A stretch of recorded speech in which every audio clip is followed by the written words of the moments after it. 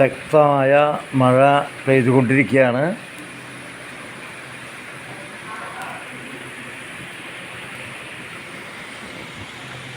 കാണാൻ പറ്റുന്ന വിചാരിക്കണോ?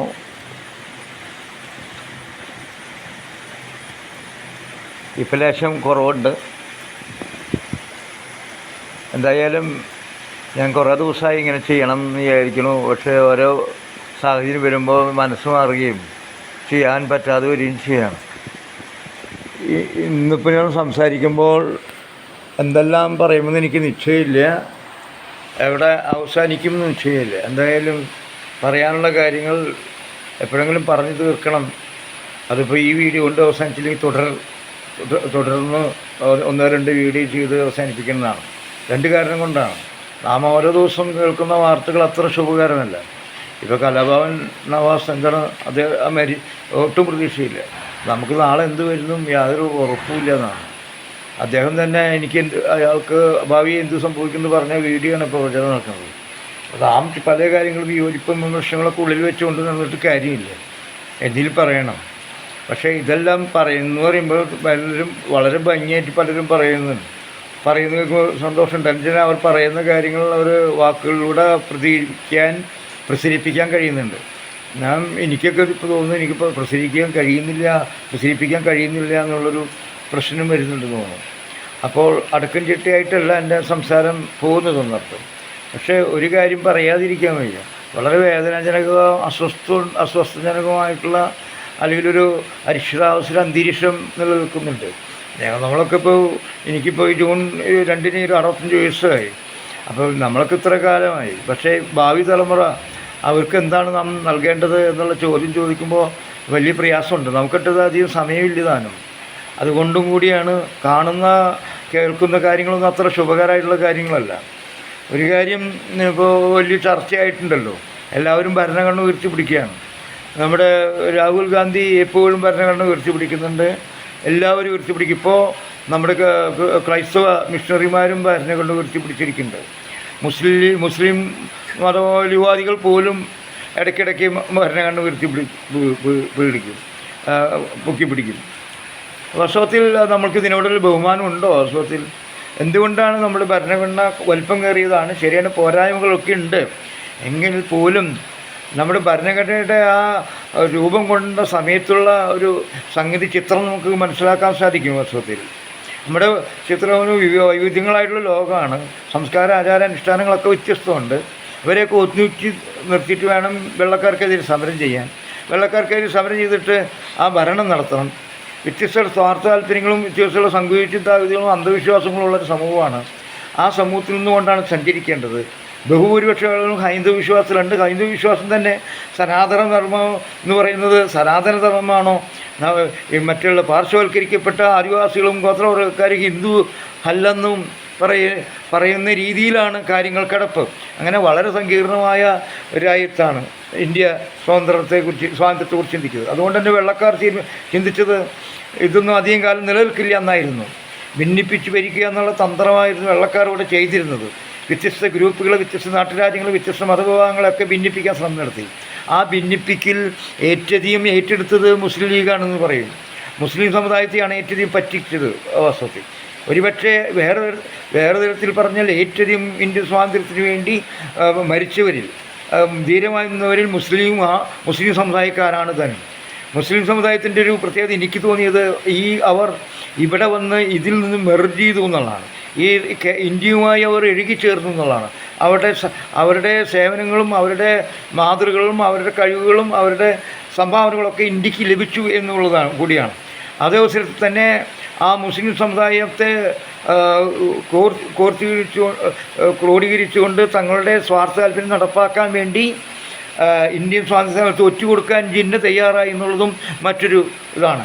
ഇതൊന്നും ഒഴിവാക്കാൻ വേണ്ടി അഹോരാത്രം പരിശ്രമിച്ച ഗാന്ധിയെ ഇപ്പം ഞങ്ങൾ കൂടുതൽ സ്മരിക്കുകയാണ്.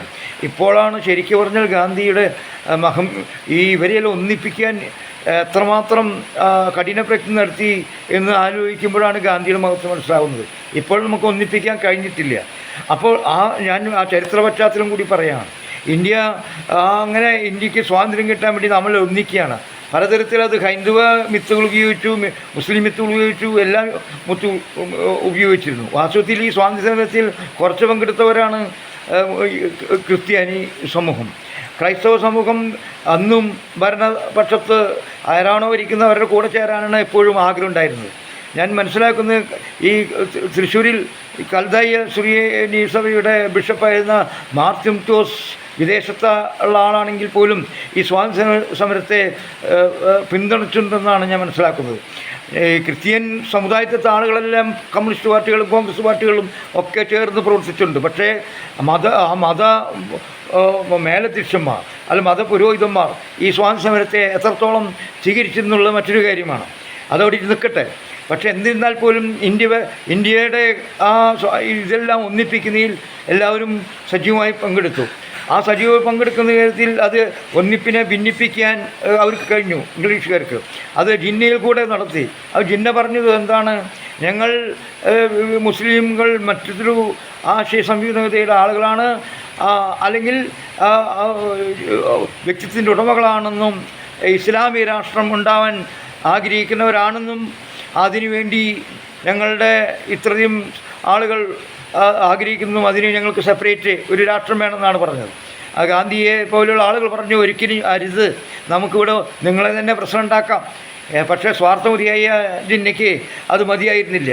അദ്ദേഹം തീർച്ചയായും വളരെ വളരെ പുരോഗമനവാദിയും പരിഷ്കാരിയുമാണ്. അയാളൊരു മതവിശ്വാസിയാണെന്നുള്ളൂല്ല. പക്ഷേ മതവിശ്വാസത്തെ ചൂഷണം ചെയ്ത് തനിക്ക് അധികാരത്തിലെത്താൻ അദ്ദേഹം എളുപ്പവഴി കണ്ടുപിടിച്ചു എന്നുള്ളതാണ്. എളുപ്പവഴി കണ്ടുപിടിച്ചു അദ്ദേഹം പറഞ്ഞത് ഇസ്ലാമിക രാഷ്ട്രം ഉണ്ടാക്കാനാണ്. അങ്ങനെ ഇസ്ലാമിക രാഷ്ട്രത്തിന് വേണ്ടി പാകിസ്ഥാൻ വിഭജിക്കപ്പെട്ടു. ഗാന്ധി എപ്പോഴും തൻ്റെ അയൽക്കാർ രാജ്യം വീണ്ടും ശത്രുതയിലേക്ക് പോകാതിരിക്കാൻ കൊടുക്കാൻ പറഞ്ഞ പൈസ കൊടുക്കാൻ പറഞ്ഞിട്ട് സ്നേഹാഹാരങ്ങൾ നടത്തി. അത് ഇന്നലെ വരെ ഒരുമിച്ചിരുന്ന സഹോദരങ്ങളാണ് ഇന്ത്യയിൽ പാകിസ്ഥാൻ. അവരൊന്നിച്ചു കിടന്ന വിശാലമായ കാഴ്ചപ്പാടാണ്. ഗാന്ധിയുടെ വേറൊരു സന്ദർഭത്തിൽ സംസാരം ബ്രിട്ടീഷുകാരെ പോലെയല്ല ഇന്ത്യ എന്നാണ്. ബ്രിട്ടീഷുകാരെ പോലെയാണ് ഇന്ത്യ ആണെങ്കിൽ ലോകം മുഴുവൻ കീഴടക്കും. അങ്ങനെയല്ല നാം സ്വാതന്ത്ര്യത്തെ കാണുന്നതെന്നുള്ള വളരെ വിശാലമായിട്ടുള്ള മാനവികമായിട്ടുള്ള ആ ആശയം ഗാന്ധിയെ മാറ്റി വേറിട്ട് നിർത്തുകയാണ്. എന്തായാലും അദ്ദേഹം ദുഃഖിതനായി. നവകാലിയിലെ കാര്യങ്ങളൊക്കെ നമുക്കറിയാവുന്നതാണ്. അങ്ങനെയാണ് ഉണ്ടാകുന്നത്. അപ്പോൾ അങ്ങനെ ഇസ്ലാമിക രാഷ്ട്രം ഉണ്ടായപ്പോൾ ഒരുപാട് ആളുകൾ ആന്ധ്രയിൽ നിന്നും മറ്റുള്ള സംസ്ഥാനത്തിൽ നിന്നും പോയി, കേരളത്തിൽ നിന്നും പോയിട്ടുണ്ട്. അവരെല്ലാം ഇസ്ലാമിക രാഷ്ട്രത്തിൻ്റെ വലിയ സന്തോഷത്തിൻ്റെയും സ്വർഗവും ഒക്കെ സ്വപ്നം കണ്ടു പോയവരാണ്. അത് തീർച്ചയായിട്ടും അങ്ങനെ പോയി. പക്ഷേ ഏറ്റവും കൂടുതലുള്ള ഇസ്ലാമിക മനസ്സുള്ള ഈ നമ്മുടെ കാശ്മീർ ജനത ഇന്ത്യയോടൊപ്പമാണ് നിൽക്കാൻ ആഗ്രഹിച്ചത്. കാരണം ഇന്ത്യയെ ബഹുസ്വരമായ ഒരു സംസ്കാരമുണ്ടെന്നും എല്ലാവർക്കും തുല്യ പ്രാതിനിധ്യം കിട്ടുന്നും ഒരു മതാധിഷ്ഠിതമായ ലോകത്തിലേക്കല്ല പോവുക എന്ന് അവർ വിശ്വസിച്ചുകൊണ്ട് ഇന്ത്യയോടൊപ്പം നിൽക്കുന്ന ആളുകളാണ്. പക്ഷേ കാലം പോയപ്പോൾ അവരെല്ലാം ശത്രുക്കളായി മാറി എന്നുള്ള ഒരു ചരിത്രവും കൂടി നമുക്ക് കാണാനിടയായി. ഞാൻ പറയുന്നത് ഈ ഇസ്ലാമിക രാഷ്ട്രം ഉണ്ടാക്കി പോയി കഴിഞ്ഞപ്പോഴോ നമ്മളിപ്പോൾ പാകിസ്ഥാനിൽ കാണുന്നത് അവിടെ എന്താണ് ഉണ്ടാകുന്നത്? അവിടെ ന്യൂനപക്ഷങ്ങൾക്ക് രക്ഷയുണ്ടോ? അഹമ്മദീയ എന്ന കൂട്ടരെ തന്നെ അവിടെ പാകിസ്ഥാൻ വെറുതെ വിടുന്നുണ്ടോ? ഇപ്പോൾ ഈ അടുത്തല്ലേ നമ്മുടെ ബലൂചിസ്ഥാൻ്റെ കാര്യം നാം കേൾക്കുന്നത്, അവർ വെറുതെ വിടുന്നുണ്ടോ? അപ്പോൾ ഇസ്ലാമിക രാഷ്ട്രമായതുകൊണ്ട് സ്വർഗം കിട്ടുന്നുള്ളത് എത്രയോ വ്യർത്ഥമായൊരു ആഗ്രഹമാണ്. അഫ്ഗാനിസ്ഥാനിലെ സ്ത്രീകൾക്കും അവരുടെ സ്വാതന്ത്ര്യമൊക്കെ നിഷേധിക്കപ്പെട്ടില്ലേ? അവിടെ താലിബാനിസ്റ്റ് എന്ന് പറഞ്ഞിട്ട് വല്ല കാര്യമുണ്ടോ? വല്ലവർക്ക് ചോദ്യം ചെയ്യാൻ പറ്റുന്നുണ്ടോ? കുട്ടികളെ പഠിപ്പിക്കുന്നുണ്ടോ? എത്ര വിഡ്ഢിത്തരങ്ങളായ വിവേകശൂന്യമായ കാര്യങ്ങളാണ് അവർ ചെയ്യുന്നത്. പക്ഷേ ഇപ്പോൾ താലിബാനെ കെട്ടിപ്പിടിക്കാൻ മോദിക്കും ഈ BJP സർക്കാരിനും ഒരു മടിയും കാണുന്നില്ല. അത് ഒരു പാകിസ്ഥാനെ എതിർക്കുന്ന മോഡിക്ക് താലിബാൻ്റെ അതിനേക്കാൾ ഒരു അപരിഷ്കൃതമായിട്ടുള്ള സ്വഭാവങ്ങളുള്ള അഫ്ഗാനിസ്ഥാനിൽ ഭരണകൂടത്തെ ആശ്രയിക്കാൻ യാതൊരു വിരോധമില്ല. എന്തായാലും അതോടെ നിൽക്കട്ടെ. ഞാൻ ഇന്ത്യയിലത്തെ കാര്യമാണ് പറഞ്ഞത്. ഇന്ത്യയിലപ്പോൾ എന്ത് വേണം? ഇന്ത്യയിൽ പാകിസ്ഥാനിലേക്ക് പോകുന്നതോടുകൂടി ഇസ്ലാമിക രാഷ്ട്രത്തിൻ്റെ സ്വപ്നം അടഞ്ഞ അധ്യായമാണ്. പിന്നെ ഇവിടെയുള്ള ഈ മുസ്ലിമുകൾ ഒരിക്കലും ഇസ്ലാമിക രാഷ്ട്രത്തെക്കുറിച്ച് സ്വപ്നം കാണേണ്ടവരല്ല. ഇസ്ലാം സ്വപ്നം കണ്ടവരൊക്കെ പോയി കഴിഞ്ഞു. ഇവിടെ ഈ ഹൈന്ദവതയും ക്രിസ്തീയതയും അത് വൈവിധ്യങ്ങളായ സാമൂഹ്യ സാംസ്കാരിക പശ്ചാത്തലമുള്ള ഇന്ത്യയിൽ അതിന് ഉൾക്കൊള്ളാൻ തയ്യാറുള്ളവരാണെന്ന് പ്രതിജ്ഞ എടുത്തിട്ടാണ് ഇവിടെ ജീവിക്കുന്നത്. അവർ ഭരണഘടനയെ മൂല്യവത്തായിട്ട് സ്വീകരിക്കണം. അതിനുവേണ്ടിയുള്ള ചർച്ചകളാണ് നടന്നത്.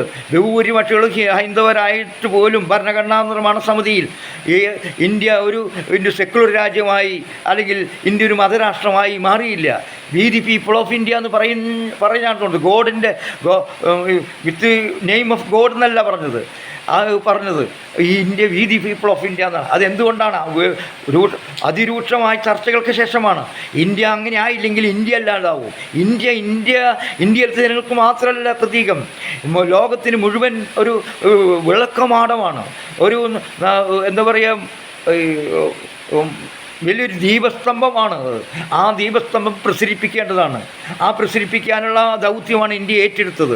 പക്ഷേ ദൗർഭാഗ്യവശാൽ അംബേദ്കർ പറഞ്ഞ പോലെ ആരാണോ ഭരണഘടന ഉണ്ടായിട്ട് കാര്യമില്ല, അത് നടപ്പാക്കുന്നവർ അതിന് വേണ്ട രീതിയിൽ ചെയ്തില്ലെങ്കിൽ ഇതിനേക്കാൾ അപകടരായോ ഒന്നും ഉണ്ടാവില്ല. അതിപ്പോൾ തെളിയിച്ചു കൊണ്ടിരിക്കുകയാണ്.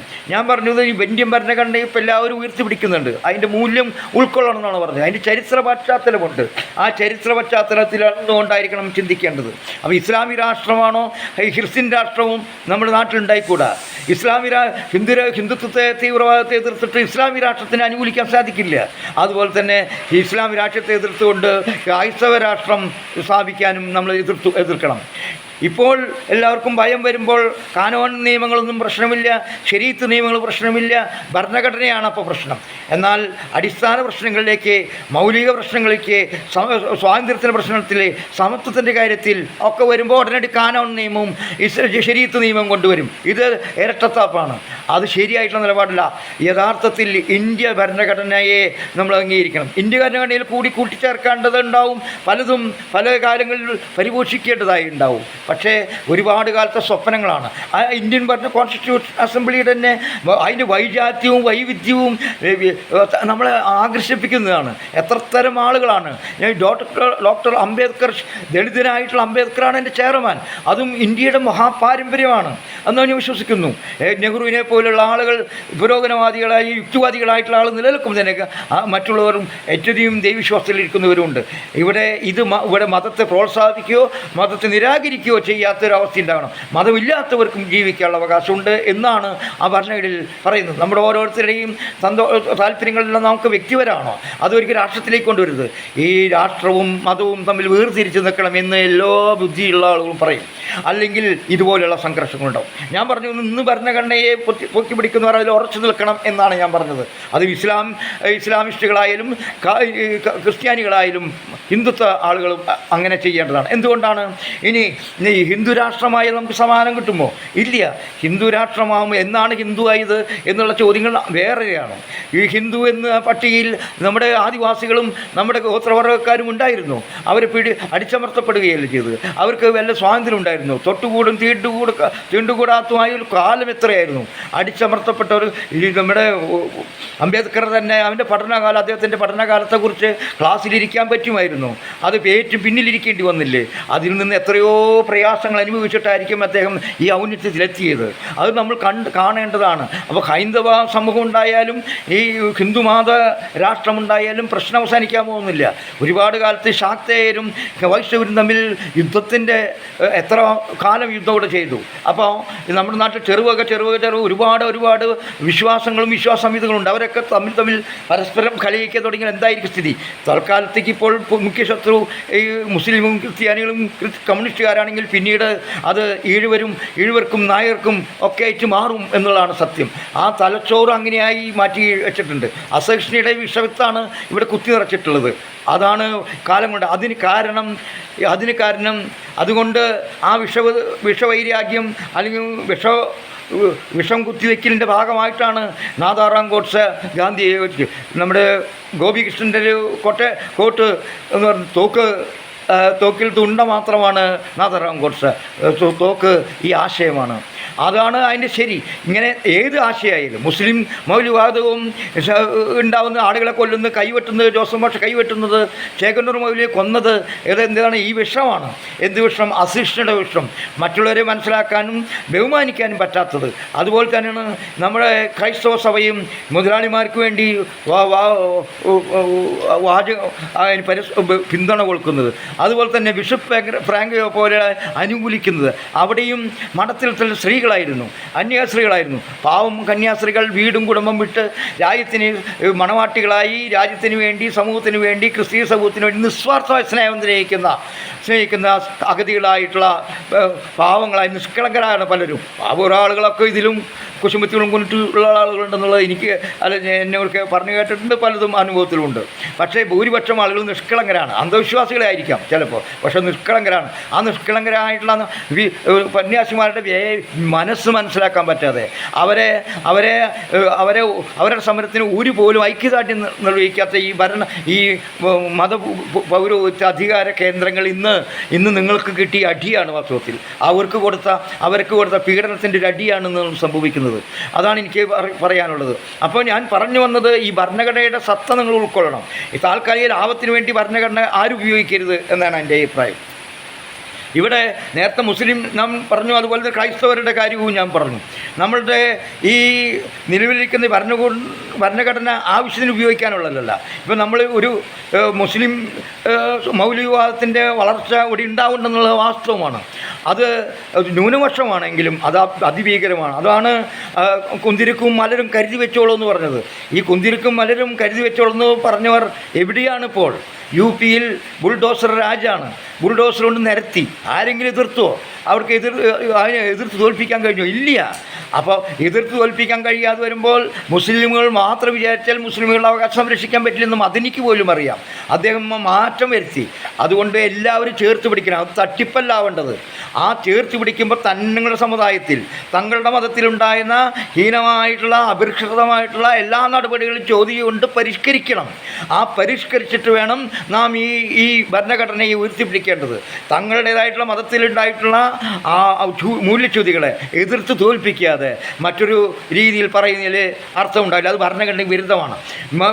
ഇപ്പം നമ്മളുടെ കുട്ടി ജൂമ്പ നൃത്തത്തെ കുറിച്ചിട്ടാണ്. നമ്മുടെ കുട്ടികൾ സ്ട്രെസ്സാണ്. പഠിക്കാനും താല്പര്യമില്ല, കോൺസെൻട്രേഷൻ ഇല്ല കുട്ടികളായിട്ട് ബന്ധപ്പെടുന്ന ആളുകൾ. ക്ലാസ്സിൽ വെറുതെ ടീച്ചർ നമ്മൾ ക്ലാസ് എടുക്കുകയാണ് വാസ്തവത്തിൽ. കുട്ടികളുടെ മനസ്സറിഞ്ഞ് ക്ലാസ് എടുക്കുന്നവർ എണ്ണം വളരെ വിരളമാണ്. അവർ അധികാരികളാണ് പലപ്പോഴും. അധ്യാപകർ, രാജാക്കന്മാർ, അടിമുടമ ബന്ധത്തിൽ ഇപ്പോഴും വിശ്വസിക്കുന്ന അധ്യാപകരുണ്ട്. തങ്ങളുടെ ജോലി അവസാനിപ്പിച്ച് പോകുന്ന അധ്യാപകരുണ്ട്. ഒരു കുഞ്ഞിൻ്റെ കണ്ണിൽ കാണുന്ന ജലരേഖ, വേദനയുടെ ജലരേഖ കാണാൻ കഴിവുള്ള അധ്യാപകർ കുറവാണെന്നാണ് എൻ്റെ വിശ്വാസം. അങ്ങനെയുള്ളവർ അവർ ചേർത്ത് പിടിക്കാൻ നോക്കും. അങ്ങനെയുള്ളവരാണ് അധ്യാപകരാണ്. അല്ലെങ്കിൽ നിത്യചൈതന്യം പറഞ്ഞവർ അവർ ഈ രംഗം വിട്ടു പോകേണ്ടതാണ്. ഞാൻ തിരിച്ചു വരികയാണ്. അപ്പോൾ നമ്മൾ ഈ ഭരണഘടനയുടെ മൂല്യങ്ങൾ സംരക്ഷിച്ചാൽ മാത്രമേ നമുക്ക് എല്ലാവർക്കും നിലനിൽക്കാൻ കഴിയുള്ളൂ. ഞാൻ കാഴ്ച ദർശനത്തിൻ്റെ കാര്യത്തിലേക്ക് ഞാൻ പറഞ്ഞു കഴിഞ്ഞു, ഞാൻ സൂചിപ്പിച്ചു. അതുപോലെ തന്നെ മുസ്ലിം സമുദായത്തിൻ്റെയും പറഞ്ഞു. മുസ്ലിം സമുദായം ഇനിയും പരിഷ്കരിക്കേണ്ടതുണ്ട്. ജുംബ നൃത്തം ഞാൻ പറഞ്ഞു വന്നത് കുട്ടികൾ സ്ട്രെസ്ഫുള്ളാണ്. അവർക്ക് നേരിട്ട് A+, B squared, A squared plus 2B+ B squared എന്ന് പറയാൻ താല്പര്യമില്ല. അതിന് പകരം അവർക്ക് സ്പോർട്സിലൂടെ, അവർക്ക് കലയിലൂടെ, കലാപാരമ്പര്യത്തിൽ, സാംസ്കാരിക പ്രവർത്തനത്തിലൂടെ, കൃഷിയിലൂടെ, ഈ നൃത്തത്തിലൂടെയൊക്കെ സാധിക്കും. അവരുടെ മനസ്സ് പ്രയാസമുണ്ട്. എന്താണ് മനസ്സ്? അവരുടെ വീടുകളിൽ ഒട്ടേറെ പ്രശ്നങ്ങളിലൂടെയാണ് സഞ്ചരിച്ചിരുന്നത്. ഒരു മുറിയിൽ കിടക്കുന്ന അച്ഛനമ്മയും കുടുംബവുമാണ്. മദ്യം വെച്ച് അമ്മയെ ബലാത്സംഗം ചെയ്യുന്ന കാണുന്ന കുട്ടികളാണ്. മദ്യത്തിൽ അമ്മയെ ഒളിച്ചോടുകയോ അച്ഛനെ ഒളിച്ചോടുകയോ അമ്മമാരുടെ കീഴിൽ ജീവിക്കുകയോ ചെയ്യുന്ന കുട്ടികളുണ്ട്. എത്രയോ കുട്ടികളാണ്. നമ്മുടെ സർക്കാർ സ്കൂളുടെ കാര്യം നോക്കുകയാണെങ്കിൽ സർക്കാർ സ്കൂളിലെ ടീച്ചർമാരുടെ മക്കളൊക്കെ ഇൻ്റർനാഷണൽ സ്കൂളിൽ പഠിക്കുകയും പാവപ്പെട്ട കുട്ടികളെ കനാൽ തുണ്ടെത്തിയ അവിടുത്തെ കുട്ടികളെ വിളിച്ചുകൊണ്ടിരിക്കുകയും പിടിച്ചിരുത്തുകയും. പക്ഷേ അവരൊക്കെ നല്ല സ്വഭാവം വേണമെന്ന് ശഠിക്കുകയും ചെയ്യും. അവരുടെ പശ്ചാത്തലം എന്താണ്, കുടുംബ പശ്ചാത്തലം എന്ന് അന്വേഷിക്കുക പോലും ചെയ്യില്ല.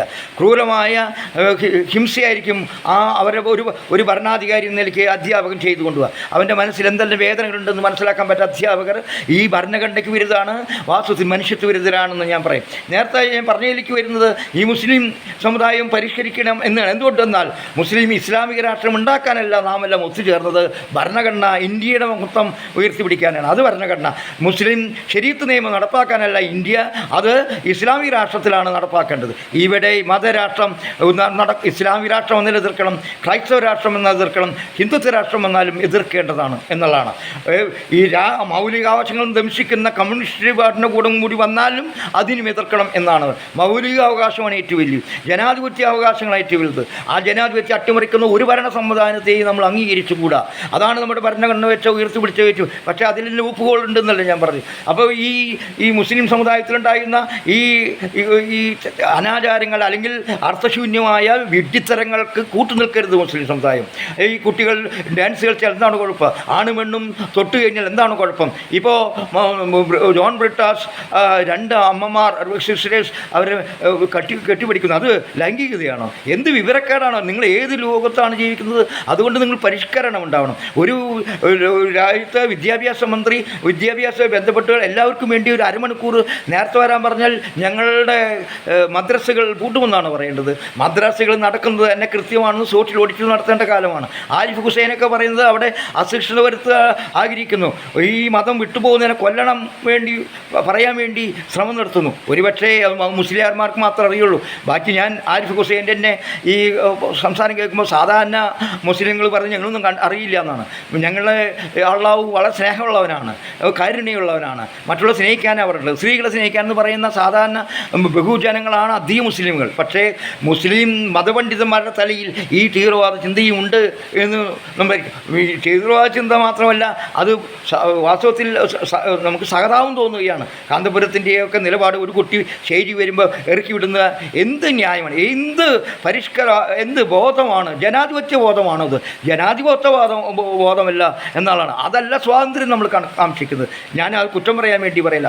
നമ്മൾ ഇനിയും അന്ന് നമ്മുടെ എന്തെങ്കിലും അപകടം ഉണ്ടാകുമ്പോൾ ഉടനടി ഭരണഘടനയുടെ ആർട്ടിക്കിൾ എടുത്ത് ഉദ്ധരിക്കരുത്. ഭരണഘടന ആർട്ടിക്കിൾ ഉപയോഗിക്കുമ്പോൾ ശരീഅത്ത് നിയമം ആ സമയത്ത് ഉപയോഗിക്കാതിരിക്കുന്ന ശരീഅത്ത് നിയമം അപ്പോൾ ആവശ്യം വരുമ്പോൾ ശരീഅത്ത് നിയമം വേണ്ട, അത് ഭരണഘടന വേണം. എന്നാൽ തങ്ങളുടെ കാര്യം വരുമ്പോൾ ശരീഅത്ത് വേണം. അതിൽ ഡബിൾ റോൾ എടുത്താൽ ഇനി നടക്കാൻ പോകുന്ന കാര്യമല്ല.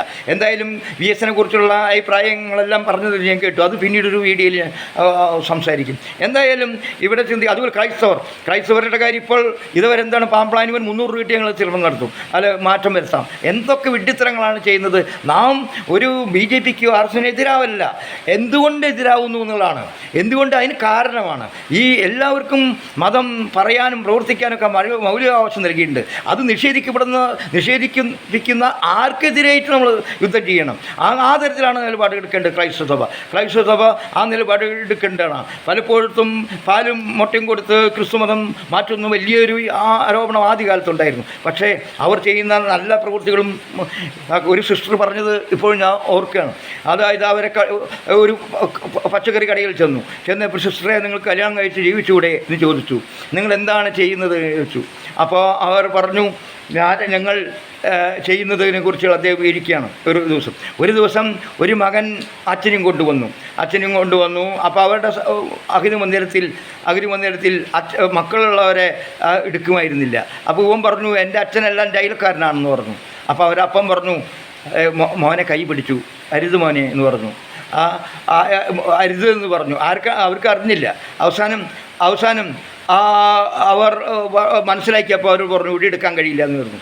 പക്ഷേ പിറ്റേ ദിവസം നോക്കിയപ്പോൾ ഒരു വയസ്സായ വൃദ്ധൻ പടിക്കിൽ കിടക്കുന്നു. നോക്കിയപ്പോൾ ഇന്നലെ കൊണ്ടുവന്ന വൃദ്ധനായിരുന്നത്. മകൻ ഉപേക്ഷിച്ച് പോയ വൃദ്ധനാണ്. ആ വൃദ്ധനെ സ്വീകരിച്ചത് തെറ്റാണോ? ക്രിസ്തുമതത്തിലേക്ക് ചേർത്താനാണോ? അവിടെ ആർദ്രതയല്ലേ, അവിടെ വേദനയിൽ പങ്കുചേരലല്ലേ, അത് മനുഷ്യത്വമല്ല. അവർ കയറ്റിയിരുത്തുന്നു. ഇങ്ങനെ എത്രയോ എൻ്റെ അനുഭവത്തിലുണ്ട്. പലപ്പോഴും എൻ്റെ അനുഭവത്തിൽ ഞാൻ പറയാം. ഞാനിവിടെ ഞങ്ങളുടെ ജെയിംസ് എന്ന് പിന്നീട് പുഷ്കരൻ എന്ന് പറഞ്ഞ ജെയിംസ് ആയിട്ടുണ്ട്. അവർ കൂട്ടുകയാണ്.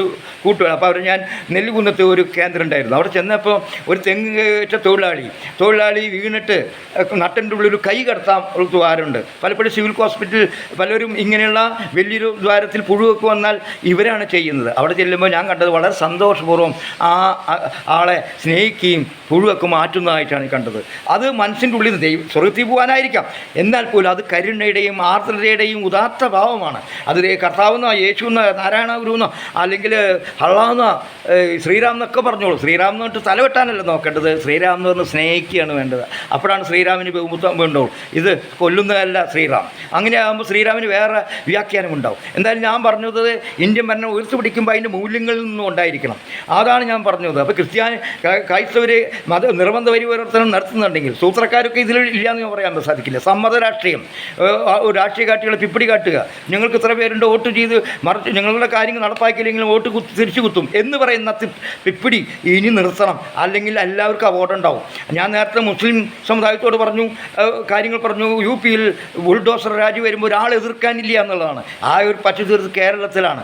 ഇവിടെ നമ്മൾ ഒരുമിച്ച് നിൽക്കണം. ക്രിസ്ത്യാനിയും മുസ്ലിമാനും ഒരുമിച്ച് നിൽക്കണം. ഈ ബിഷപ്പ് റാങ്ക് പോലെയുള്ള ആളുകളെ എതിർക്കാനും ഈ ബിഷപ്പുമാർ തയ്യാറാകണം. എല്ലാ പാർട്ടിയിലും ഉണ്ട്. ഇപ്പോൾ പള്ളിയിൽ മാത്രമല്ല, ബിഷപ്പ് പി കെ ശശിയെ പോലെയുള്ള പി ശശിയെ പോലെ എതിർക്കാൻ CPM തയ്യാറാവണം. ഞാൻ അതിലേക്ക് കടക്കുന്നില്ല. മറ്റൊരു വിഷയമായി വീഡിയോ തീർക്കാം. ടി.പി. ചന്ദ്രശേഖരൻ്റെ കാര്യമൊക്കെ പിന്നീട് ഞാൻ പറയുന്നതാണ്. എന്തായാലും ഇങ്ങനെ നമുക്ക് ഓരോ വിവിധ ആശയങ്ങളുണ്ടെങ്കിലും ആ ആശയം മനുഷ്യനെതിരാണെങ്കിൽ ഏത് ആശയത്തെയും നമ്മൾ എതിർക്കേണ്ടതാണ് ഭരണഘടന ഉയർത്തിപ്പിടിക്കാൻ വേണ്ടി. നോക്കൂ, ഈ നമ്മുടെ ബിഷപ്പുമാർ ചെയ്ത പരിപാടി ഇവിടെ കാലത്ത് ലവ് ജിഹാദിനെ കുറിച്ചിട്ട് എന്തായിരുന്നു, നാർക്കോട്ടിക് ജിഹാദ് എന്തായാലും ഉറഞ്ഞത്തുള്ളൽ അത് മുസ്ലിമുകളാണ്. മുസ്ലിമുകളുണ്ട് എന്നുള്ള സത്യമാണ്. മൗലികവാദികളുണ്ട്, ഇസ്ലാമിക രാജ്യം വരണമെന്ന് ആഗ്രഹിക്കുന്ന തനി വിവരം കെട്ട മനുഷ്യരുണ്ട്, തനി തീവ്രവാദികളുണ്ട്, മതഭ്രാന്തരുണ്ട്. അതാണ് നമ്മുടെ കാശ്മീരിലേക്ക് ISIലേക്ക് ആളെ വിട്ടയച്ചത്. നമ്മുടെ അമ്മമാർ ജാഗരൂകരായിരിക്കണം. മുസ്ലിം അമ്മമാരും പിതാക്കന്മാരും ജാഗരൂകരായിരിക്കണം. മദ്രസയിൽ പോയി പഠിപ്പിക്കുന്നത് എന്താണെന്ന് അന്വേഷിക്കേണ്ടതാണ്. അല്ലെങ്കിൽ കുട്ടികളിൽ ചെറുപ്പത്തിൽ തന്നെ വിഷം കുത്തിവെച്ച് അന്യ മനുഷ്യരെ വെറുപ്പിൻ്റെ അടിയിൽ കാണുകയും അവരെ വെറുപ്പോട് കൂടി കാണുകയും അവർ പൊട്ടിത്തെറിക്കാൻ തയ്യാറാവും. അതുകൊണ്ട് അത് ചെയ്യണം. അതുപോലെ തന്നെയാണ് നമ്മുടെ ക്രിസ്ത്യൻ സ്റ്റാൻ സ്വാമിയെ അറസ്റ്റ് ചെയ്തു. ഒരു ജ്യൂസ് കുടിക്കാൻ ചോദിച്ചിട്ട് അത് കൊടുത്തില്ല എന്നാണ് നമ്മൾ കേൾക്കുന്നത്. അന്ന് എവിടെയായിരുന്നു ഇവിടെ എല്ലാവരും? അന്ന് ഇടതുപക്ഷക്കാരും അത് അല്പം ബുദ്ധിജീവികളും മാത്രമായിരുന്നു ഉണ്ടായിരുന്നത്. അതുപോലെ തന്നെയാണ് യുക്തിവാദികളായിട്ടുള്ള നമ്മുടെ ഗൗരി ലങ്കേഷിനെയൊക്കെ കൊതിച്ചപ്പോഴേ ആരെങ്കിലും ഉണ്ടായിരുന്നോ? ഇല്ല. അപ്പോൾ ഇതെല്ലാം തങ്ങളുടെ വീട്ടിലേക്ക് വരുന്നതെന്ന് നമ്മൾ മനസ്സിലാക്കണം. ഇപ്പോൾ ഞാൻ നേരത്തെ പറഞ്ഞ ഇത് നമ്മുടെ ബിഷപ്പുമാർ സ്റ്റാൻ സ്വാമിയെ ഉണ്ടായില്ല എന്ന് മാത്രമല്ല, ഇപ്പോൾ അടുത്ത് വയനാട്ടിൽ തോമസ് ജോർജ് എന്നുള്ള പാസ്റ്ററെ അറസ്റ്റ് ചെയ്ത് ജയിലിലിട്ടുണ്ട്. 834 കേസുകൾ കോടതി ജയിലുകളിൽ കേസുകളുണ്ടെന്നാണ് മനസ്സിലാകുന്നത്. എത്രയോ അവർക്കൊക്കെ വേണ്ടി സംസാരിക്കുന്നുണ്ടോ? നമ്മളുടെ പള്ളി സ്വത്തുക്കളെയൊക്കെ സംരക്ഷിക്കാൻ ED വരാതിരിക്കാനുള്ള മുഖമൂടി അണിഞ്ഞാൽ ഇതുപോലെ സംഭവിക്കും. മണിപ്പൂരിൻ്റെ ഇപ്പം മിണ്ടിയില്ലല്ലോ. ഇപ്പോൾ അവനവൻ്റെ സ്ഥലത്തേക്ക് എത്തി. എന്നിട്ടും സൂത്രത്തിൽ പോയി കാര്യം നടക്കും. ഇത് യഥാർത്ഥത്തിൽ ക്രിസ്തുവിൻ്റെ സഭയല്ല. ഇതെല്ലാം മുതലാളിത്തത്തിൻ്റെ അല്ലെങ്കിൽ സാമ്രാജ്യത്തിൻ്റെ അല്ലെങ്കിൽ ഈ പണാധിപത്യത്തിൻ്റെ ഒക്കെ തലച്ചോറുള്ള ആളുകളുടെയാണ്. യഥാർത്ഥ ക്രിസ്തു ഇവിടെയല്ല ജീവിക്കുന്നത്. എന്തായാലും ക്രിസ്തു മതത്തിലത്തെ സാധാരണ മനുഷ്യർക്ക് മനസ്സിലായി. പാംപ്ലാനിയെ പറയുന്നതല്ല കേൾക്കേണ്ടത്, മറിച്ച് ക്രിസ്തുവിൻ്റെ രീതിയിൽ മണവാട്ടികളുടെ കരച്ചിലാണ് കേൾക്കേണ്ടത് എന്ന് മനസ്സിലാക്കിയിരിക്കുന്നവർ. അതുകൊണ്ട് ഈ കേരളത്തിൽ ക്രിസ്ത്യാനികളും നല്ല ക്രിസ്ത്യാനികളും മുസ്ലിമുകളും ഹിന്ദുക്കളും ഒന്നിച്ചേരണം. നോക്കൂ, ഇപ്പോൾ രാജീവ് ചന്ദ്രശേഖർ തന്നെ മാറിയിരിക്കുന്നു. പണ്ട് വന്ന പോലെയല്ലല്ലോ രാജീവ് ചന്ദ്രശേഖർ. ഇപ്പോൾ അദ്ദേഹം ഒരു മലയാളിയായി മാറിക്കൊണ്ടിരിക്കുകയാണ്. കേരളത്തിൽ വന്നാൽ തീർച്ചയായിട്ടും ഏത് മനുഷ്യനും പുരോഗമന രീതിയിൽ പ്രവർത്തിക്കാൻ തയ്യാറാകും, നിർബന്ധിക്കപ്പെടും. കേരളത്തിൻ്റെ DNA മതനിരപേക്ഷതയുടെയും പുരോഗമനത്തിൻ്റെയും മനുഷ്യ സൗഹാർദ്ദത്തിൻ്റെയും മതസൗഹാർദ്ദത്തിൻ്റെയും മാനവികതയുമാണ് വാസ്തവത്തിൽ. അതിനെ ലംഘിക്കാൻ അധികം കാലം സാധിക്കില്ല, ആളുകളെ പറ്റിക്കാൻ സാധിക്കില്ല. ഇവിടെ രാജീവ് ചന്ദ്രശേഖരന് വിസിലിട്ട് കൊടുക്കണം. എന്തായാലും മുന്നിൽ നിന്നുവല്ലോ. തട്ടിപ്പാണെങ്കിൽ പോലും അതിനും ഗുണം. ഇവിടെ കേരളത്തിലത്തെ BJPക്ക് ഒരു അഭിപ്രായം, ഛത്തീസ്ഗഡിലത്തിൽ BJPക്ക് മാത്രമാണ് അഭിപ്രായം. അല്ല, ഇവിടുത്തെ കോൺഗ്രസിന് അഭിപ്രായം, ഛത്തീസ്ഗഡിലെ കോൺഗ്രസിന് വേറൊരു അഭിപ്രായമാണ്. അവിടെ പ്രതിഷേധത്തിന് വന്നു. ഒരു ഉദാഹരണം കൂടി ഞാൻ നമ്മുടെ മുസ്ലിം ക്രിസ്ത്യൻ ആളുകളോട് പറയുകയാണ്. അതായത് കോൺഗ്രസിനും പരിമിതികളുണ്ട്. കോൺഗ്രസും നോർത്ത് ഇന്ത്യയിൽ വോട്ടുമായി ഷെയർ ചെയ്ത സ്ഥലമാണ്. കേരളം പോലെയല്ല. അവിടെ പച്ചക്കൊടി കണ്ടാൽ വോട്ട് ചെയ്യില്ല. അതുപോലെ തന്നെ ഈ ക്രിസ്ത്യാനി എന്ന് പറഞ്ഞാലും അവർക്ക് എതിർപ്പെടാതെ വോട്ട് കിട്ടില്ല. അതുകൊണ്ടാണ് ഛത്തീസ്ഗഡിൽ ഈ മതനിരോധന നിയമം സജീവമാണ്. അവിടെ ക്രിസ്ത്യാനികൾക്ക് എതിരായിട്ട് ഈ അക്രമം ഉണ്ടാകുമ്പോൾ അവിടുത്തെ പ്രതിപക്ഷം എന്തെടുക്കുകയാണ് ചെയ്യുന്നത്? ജനങ്ങളുടെ താല്പര്യം സംരക്ഷിക്കേണ്ടതല്ലേ? ഗോത്രവർഗക്കാരും ജാതിയിൽ താഴ്ന്നവരുമായിട്ടുള്ള ഏറ്റവും അതിസ്ഥരായ വർഗ്ഗക്കാർ കഷ്ടപ്പെടുകയാണ് ചെയ്യുന്നത്. അവർ ജന്മികളെ ക്രൂരമായി പീഡനം നിൽക്കുന്നു. അവർക്ക് പണം കിട്ടുന്നില്ല, ജോലിക്ക് ശരിയായി കൂലി കിട്ടുന്നില്ല. അവർ സ്ത്രീകളെ ബലാത്സംഗം ചെയ്യപ്പെട്ടു എന്ന് മാത്രമല്ല, ആ ബലാത്സംഗം ചെയ്തതിനെ എതിർത്ത് പറഞ്ഞാൽ ആ കുട്ടിയെ ചുട്ടുകൊല്ലുന്നു, അവരെ സാക്ഷികളായിരിക്കും കൊല്ലുന്നൊരു കേണ്ട് രൺവർ സേനയെ പോലെയുള്ള ഉണ്ടാവുന്നു. കേരളത്തിലത്തെ പച്ചത്തിരിപ്പ് കണ്ട് നമ്മൾ ഈ പ്രതിഷേധം മാത്രം നിർത്തിയാൽ പോരാ. അതുകൊണ്ട് തന്നെ എന്തുണ്ടാവുന്നു, അവിടെ ഈ ഛത്തീസ്ഗഡിൽ കോൺഗ്രസ് ആളുകൾക്ക് വരാം. ശരിക്കും കോൺഗ്രസ് അവിടെ പ്രതിരോധം നിർത്തേണ്ടതായിരുന്നു. പ്രതിരോധം നിർത്താൻ തങ്ങളുടെ വോട്ട് നഷ്ടപ്പെടുന്നു വിചാരിക്കുന്നു. ഇവിടെ ഇങ്ങനെ പറഞ്ഞാലേ വോട്ട് കിട്ടുള്ളൂ എന്ന് വിചാരിക്കുന്നു. നമുക്കൊന്ന് വയനാട്ടിലെ ഒരു പച്ചക്കൊടി വന്നപ്പോൾ എതിർപ്പുണ്ടായെന്ന് മനസ്സിലായി. അതുപോലെ തന്നെ ക്രൈസ്തവ കൊടി ഉയർത്തിയാൽ വോട്ട് കിട്ടില്ല എന്ന് പറഞ്ഞാൽ തീർച്ചയായിട്ടും ഈ രൂപം രാഷ്ട്രീയ പാർട്ടികൾ ഒഴുകി. വാസ്തവത്തിൽ CPM-നും ഒരു വിമർശനം കൊടുക്കേണ്ടതുണ്ട്. CPM പൊതുവെ ഇടതുപക്ഷ കക്ഷികളൊക്കെ ഇതിനനുകൂലമായി നിൽക്കുന്നെങ്കിലും ഈ കാന്തപുരം പോലെ മുസ്ലിയാരന്മാരെ അല്ലെങ്കിൽ മതപരമായിട്ടുള്ള നേതാക്കളെ ബിഷപ്പ്മാരെ കാണുകയല്ല വേണ്ടത്, മറിച്ച് പാവങ്ങളായ മനുഷ്യരുടെ കുടിലുകളിലേക്ക്, അവൻ ക്രിസ്ത്യാനിയാവട്ടെ മുസ്ലിം ആവട്ടെ, അവൻ്റെ വേദനകളിൽ പങ്കുചേരാൻ, പ്രയാസങ്ങളിൽ പങ്കുചേരാൻ, കഷ്ടപ്പാടുകൾ ചെല്ലാനാണ് വേണ്ടത്. അല്ലാണ്ട് അരമനയിൽ പോയി കൊട്ടേഷൻ മേടിക്കലല്ല. മുസ്ലിയാർ പാണങ്കാട് തങ്ങളുടെയോ മുസ്ലിയാരുടെ പോയോ കാന്തപുരത്തിൻ്റെയോ കൂടെ പോയി വോട്ട് മറിച്ച് മേടിക്കാനുള്ള രഹസ്യ അജണ്ടകളെല്ലാം നടത്തേണ്ടത്. മറിച്ച് പാവപ്പെട്ട മനുഷ്യർ കഷ്ടപ്പെടുന്നുണ്ട്, നിരായുധരായി പ്രയാസപ്പെടുന്നുണ്ട്. നോക്കൂ, ആരോ പറഞ്ഞ പോലെ രാഹുൽ ഈശ്വർ പറഞ്ഞു ഓർമ്മ വരുന്നു, നമ്മുടെ അഴിമതികളും മയക്കുമരുന്നും സ്ത്രീപീഡനമൊക്കെ സമത്വത്തിലാണ്. ക്രിസ്ത്യാനിയും കാണും, ഹിന്ദുവിനും കാണും, മുസ്ലിമിനും കാണും. ആ കാര്യത്തിൽ നമ്മൾ സോഷ്യലിസ്റ്റുകാരാണ്. വാസ്തവത്തിൽ ഇതെല്ലാം അടിത്തറയിലാണ് കാണേണ്ടത്. അടിത്തറയിലേക്കാണ് നമ്മൾ ഇറങ്ങി ചെല്ലേണ്ടത്. അവരെയാണ് നാം മാറ്റിയെടുക്കേണ്ടത് വാസ്തവത്തിൽ. അതുകൊണ്ട് നമ്മുടെ ഇവിടെയുള്ള ഈ കാന്തപുരം നല്ല ചെയ്യുമ്പോൾ നിമിഷപ്രതികാര കാര്യത്തിൽ അദ്ദേഹം ഏർപ്പെട്ടത് വളരെ വളരെ ഗംഭീരമായി. അതിനെ ഒടുക്കു വയ്ക്കുന്ന ആളുകൾ ഇപ്പുറത്തുമുണ്ട്. അത് എന്നാൽ സ്റ്റേജിൽ കയറുന്ന പെൺകുട്ടിയെ 12 വയസ്സായതുകൊണ്ട് അവൾ ഇറങ്ങിപ്പോകാൻ പറയുന്ന സംസ്കാരത്തെ CPM എതിർക്കുക എന്നതാ വേണം, അല്ലെങ്കിൽ ഇടതുപക്ഷം എതിർക്കണം. അങ്ങനെ കിട്ടിയാൽ മതി വോട്ട്. അതുപോലെ തന്നെ ഹിന്ദുവിൻ്റെ ഇടയിലുള്ള അനാചാരങ്ങൾക്ക് വേടനെതിരായിട്ട് അല്ലെങ്കിൽ ജാതിക്കാരെ സത്യമാമയെ പോലുള്ള ആളുകളെ സംസാരിക്കുമ്പോഴൊക്കെ എതിർക്കേണ്ടതാണ്. നമ്മുടെ ഇപ്പോൾ പാലക്കാട് ഒരു ശ്മശാനത്തിൽ 2-3 തരം മതിലുകൾ വന്നു എന്നാണ്. ഇതന്നെ വെച്ച് പൊളിപ്പിക്കാൻ പാടുമോ? ചേകന്നൂർ മൗലിയുടെ അതുണ്ടായപ്പോൾ തീർച്ചയായിട്ടും അതിന് ശക്തമായി എതിർക്കേണ്ടത് CPM ആയിരുന്നു. ആ മിണ്ടിയില്ല വാസ്തവത്തിൽ. അതുപോലെ ജോസഫ് മാസ്റ്റർ കൈവറ്റിയപ്പോഴും എതിർക്കേണ്ടിയിരുന്നു. അതേ അവസരത്തിൽ തന്നെ ഇവിടെ ബുദ്ധിജീവികളെന്ന് പറഞ്ഞ ഈ CPM-ന് വിരുദ്ധരായിട്ട് നിൽക്കുന്ന ആളുകളുടെ ചുമതല എന്താണ്?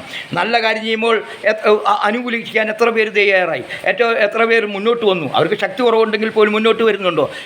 വിരുദ്ധത മാത്രം പറഞ്ഞാൽ മതി, പാടില്ല. നല്ലത് ചെയ്യുമ്പോൾ ചെയ്യണം. ജൂമ്പ നൃത്തത്തിന് സമയത്ത് എല്ലാവരും അംഗീകരിച്ചാലും പ്രത്യക്ഷത്തിൽ വരേണ്ടതാണ്. ശിവൻകുട്ടി ആ തരത്തിൽ ഉറച്ചു നിലപാടെടുത്തു, എന്തോ ഭാഗ്യം എന്നേ പറയാൻ സാധിക്കുള്ളൂ.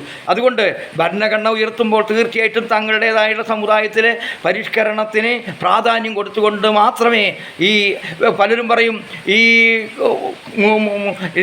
ഇവിടെ സ്വാതന്ത്ര്യ സമരത്തിൽ മുസ്ലിം ക്രിസ്ത്യാനികളെ കണ്ടെന്നില്ല എന്ന്, അപ്പോൾ അല്ലെങ്കിൽ മുസ്ലിങ്ങളെ കാണുന്നില്ല. അപ്പോൾ അതിന് വിമർശനമായിട്ട് പറഞ്ഞതെന്ന് വെച്ചിട്ടുണ്ടെങ്കിൽ ഞങ്ങളുടെ ജാതിയിൽ, ഞങ്ങളുടെ മതത്തിൽ ജാതി വിരോധമില്ല, ജാതി വിവേചനമില്ല, മറ്റുമില്ല, മറിച്ചില്ല, ഞങ്ങളെല്ലാം വളരെ കൃത്യമാണോ?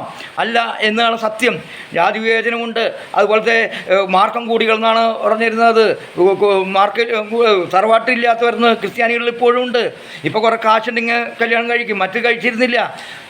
അതുപോലെ തന്നെ മുസ്ലിമുകളിലുമുണ്ട്. മുസ്ലിമുകളിൽ ജാതി വിവേചനമുണ്ട്, സ്ത്രീ വിവേചനമുണ്ട്. അപ്പോൾ അത് അവിടെ ഇല്ലേ?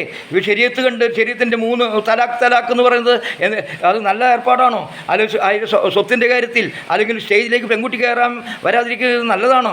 അപ്പോൾ അതുകൊണ്ട് ഈ ചപ്പളാറ്റി പറഞ്ഞിട്ട് നമ്മുടെ സ്വന്തം കാര്യം മണ്ണിൽ പൂത്തിക്കൊണ്ട് അന്യരെ മന്ദാന്ന് വിളിക്കരുത്. നമ്മൾ അത് നിലപാടെടുക്കാൻ പാടില്ല. അങ്ങനെയായി ബുദ്ധിമുട്ടുണ്ടാവും. ഞാൻ നേരത്തെ പറഞ്ഞ പോലെ കാശ്മീരിലെ പണ്ഡിറ്റുകൾക്ക് എതിരായിട്ട് വരുന്ന അക്രമവും നമ്മൾ എതിർക്കണം. ഇസ്ലാം മുസ്ലിം രാജ്യമായിട്ടുള്ള പാകിസ്ഥാനിലും അഫ്ഗാനിസ്ഥാനിലും സിറിയയിലും ഒക്കെ നടക്കുന്ന ന്യൂനപക്ഷ വിരുദ്ധതയെ, ന്യൂനപക്ഷത്തിൻ്റെ അതിക്രമത്തെ എതിർക്കാൻ മുസ്ലിമിന് തയ്യാറുണ്ടോ? അതുപോലെ തന്നെയാണ് ക്രിസ്ത്യൻ മതത്തിൽ വിശ്വസിക്കുന്ന ഭരണാധികാരികൾ നടത്തുന്ന ആളുകളെ ചോദ്യം ചെയ്യാൻ നിങ്ങൾ തയ്യാറുണ്ടോ? ബിഷപ്പ് ഫ്രാങ്കോയെ എതിർക്കാൻ തയ്യാറുണ്ടോ? അങ്ങനെ എതിർക്കണം. ലൂസി കളപ്പുരക്കൽ പറഞ്ഞ പാവവും കന്യാസ്ത്രീ ഇതിനെ യേശുവിൻ്റെ യഥാർത്ഥ മണവാട്ടിയായി ആവാൻ ശ്രമിച്ചപ്പോൾ അവർ ഒറ്റപ്പെടുത്തു. നിങ്ങൾ 6-ാം തിരുമുറിവ് എന്നുള്ള നാടൻ കളിച്ചതിൻ്റെ പേരിൽ എന്തെല്ലാം പ്രശ്നങ്ങളാണ് ഉണ്ടാക്കിയത്?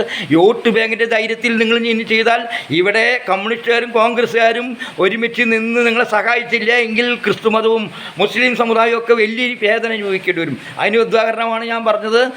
UP-യിൽ നമ്മുടെ JCB കൊണ്ടുള്ള പ്രയോഗം നമുക്ക് തടയാൻ കഴിയുന്നില്ല.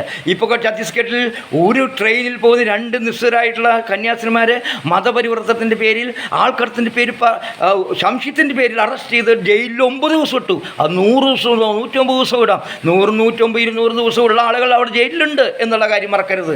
അതുകൊണ്ട് ആരാ പറഞ്ഞ പോലെ ഈ നിങ്ങൾ ആദ്യം വരുമ്പോൾ അവർ ജൂതന്മാരെയല്ല അന്വേഷിച്ച് വരുന്നത്, സോഷ്യലിസ്റ്റുകാരെയല്ല, അവസാനം കമ്മ്യൂണിസ്റ്റുകാർ, അവസാനം വരുമ്പോൾ ആരും ഉണ്ടാവില്ല എന്നും കൂടി പറഞ്ഞുകൊണ്ട് ഞാൻ ഒരു കാര്യം കൂടി പറയാൻ, നമ്മുടെ സമൂഹം എത്ര വൈവിധ്യമുള്ളതാണ്, ബഹുസ്വരമാണ് എന്ന് നമ്മൾ മനസ്സിലാക്കണം. മനസ്സിലാക്കിയാൽ മാത്രമേ നമ്മൾ പരസ്പരം സ്നേഹിക്കാൻ. ഒരു കാലത്ത് നമ്മൾ പരസ്പരം സ്നേഹിച്ചിരുന്നാണ്, അത് കളഞ്ഞു കുടിക്കരുത്. അതാണ് കേരളത്തിൻ്റെ മഹിമ. കേരളത്തിൻ്റെ മാത്രമല്ല, ഈ ജനാധിപത്യത്തിൻ്റെ വലിയ ഉത്തംഗ ശൃംഖലത്തിൽ നിൽക്കുകയാണ് നമ്മൾ ചെയ്യുന്നത്. മറ്റുള്ളവരോട് പറയുമ്പോൾ ഇന്ത്യ മഹത്തരമായൊരു സംസ്കാരം എന്ന് പറയുന്നത് ഇതുകൊണ്ടുകൂടി, അതിൻ്റെ പിന്നിലുള്ള ഒരുപാട് പ്രശ്നങ്ങളിലേക്ക് കിടക്കുന്നില്ല. ഞാൻ സൂചിപ്പിക്കുന്ന ഒരു കാര്യമാണ്, എത്ര വൈവിധ്യമുണ്ട് ഈ രാജ്യം, ലോകം എന്നാണ്. അതായത് ഉടൽ ഒട്ടിച്ചേർന്ന് 2 ഇരട്ടകളുടെ കഥയാണ് ഞാൻ പറയാൻ പോകുന്നത്. അവരുടെ പേര് കാർമൻ ആൻഡ്രഡെ ലൂയി പീറ്റ ആൻഡ്രഡെ എന്നാണ്. 2 പേരും ഒട്ടിച്ചേർന്നാണ്. അരയ്ക്ക് മുകളിൽ അവർ 2ആണ്, താഴേക്ക് 2 കാലുള്ളൂ, ശ്വാസകോശം 2ആണ്, ബാക്കിയൊക്കെ 1ആണ്. അങ്ങനെയുള്ള 2 പേരുടെ കഥയാണ്. അവരെ വിഭജിച്ചാൽ 2 പേരും മരിക്കും. അപ്പോൾ അതുകൊണ്ട് അത് സർജറി നടത്താൻ പറ്റില്ല. പക്ഷേ ഇന്ന് അവരെയും സ്നേഹിക്കാൻ, അവരെയും പ്രണയിക്കാൻ, അവരെയും സ്നേഹിക്കാൻ, കൂട്ടിച്ചേർക്കാൻ ആൾ വന്നിരിക്കുന്നു.